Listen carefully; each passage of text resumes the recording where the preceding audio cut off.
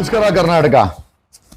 ಅಲ್ರಿ, ಮನೆಯಲ್ಲಿ ನಮ್ಮ ಅತ್ತಿಗೆಂದ್ರ ಇದ್ರು ಕೂಡ 5 ಸ್ಟಾರ್ ಹೋಟ್ಲಿಗೆ ಹೋಗಿ ಯಾರೋ ಕಂಡೋರ ಹೆಣ್ಮಕ್ಳ ಹತ್ರ ಜಿಪ್ಪಿಚ್ಚಿ ತಮ್ಮ ದೇಹ ಸುಖ ಅನುಭವಿಸೋರೆಲ್ಲ CM ಸಿದ್ದರಾಮಯ್ಯನವ್ರಿಗೆ ರಾಜೀನಾಮೆ ಕೇಳ್ತಾವ್ರೆ. ಅಲ್ರಿ, ನಾಚಿಕೆ ಮಾನ ಮರ್ಯಾದೆ ಇದೆಯಾ ಅವ್ರಿಗೆ? ನಾನು ಯಾರ ಹೆಸರು ಹೇಳಲ್ಲಪ್ಪ. CMಗಳಂತೆ ಅವರು.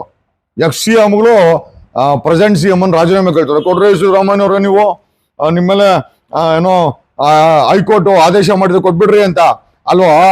ನಮ್ಮ ಮನೇಲಿ, ನಿಮ್ಮ ಮನೆಯಲ್ಲಿ ನಮ್ಮ ಅತ್ತಿಗೆ ಅಂತ ಇರ್ಬೇಕಾರೆ ಅವ್ರನ್ನ ಚೆನ್ನಾಗಿ ನೋಡ್ಕೊಳೋದ್ ಬಿಟ್ಟು ಆ ಸ್ಟಾರ್ ಹೋಟ್ಲಿಗೆ ಹೋಗಿ ಕಂಡೋರ ಹೆಣ್ಮಕ್ಳ ಜೊತೆ ಜಿಬ್ಬಿಚ್ಚಿ ನಿಮ್ ದೇಹ ಸುಖ ಅನ್ಭೋಗ್ಸ್ಕೊಂಬಂದು ಯಾವ ಮುಖ ಇಟ್ಕೊಂಡು CM ಸಿದ್ದರಾಮಯ್ಯನ ರಾಜೀನಾಮೆ ಕೇಳ್ತೀರಾ ನೀವು?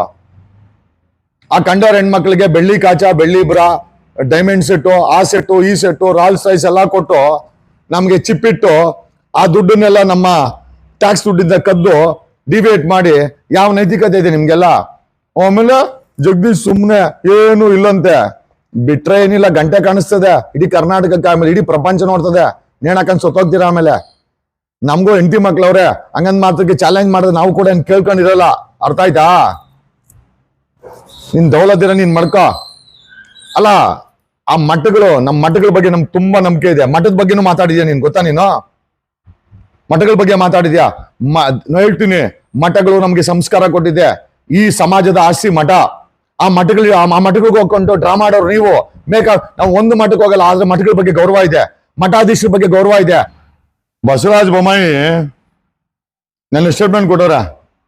CM ಬಸವರಾಜ ಬೊಮ್ಮಾಯಿ ಸಿದ್ದರಾಮಯ್ಯ ರಾಜೀನಾಮೆ ಕೊಡಬೇಕಂತೆ. ಅಣ್ಣ ಬಸಣ್ಣ ನಮಸ್ಕಾರ ಅಣ್ಣ. ಬೆಳಗ್ಗೆ ಇದ್ರೆ ಮಠಗಳಿಗೆ ಹೋಗ್ತಿಯಲ್ಲ ಅಣ್ಣ, ಸ್ಟೇ ಹಾಕಣ ತಗೊಂಬಂದೆ. ಏನ್ ಸಿಗರೇಟು ಸ್ಟೇ ಆಯ್ತದು? ಏನೋ ಉಳ್ಕಿದ್ದಂಗೆ ಇತ್ತಾನೆ. ಬೇಡಪ್ಪ, ನೀನ್ ಹೇಳಿದ್ಯಾ ಸುಪ್ರೀಂ ಕೋರ್ಟ್ ಹಂಗಿರೋ ಹೋಗ್ಲಿ, ಎಲ್ಲ ಡಮ್ಮಿ ಬಾಂಬ್ ಆಗ್ತಾ ಅಂತ ಹೇಳಿದ್ಯಾ. ಯಾರ ಹತ್ರ ಹೇಳಿದ್ಯಾ ಗೊತ್ತಲ್ಲ ನಿನ್ಗೆ? ನೀನ್ ಯಾರನ್ನ ಭೇಟಿ ಮಾಡ್ದೆ? ಆಯ್ತಾ, ತಾವು ಯಾರನ್ನ ಭೇಟಿ ಮಾಡ್ದೆ?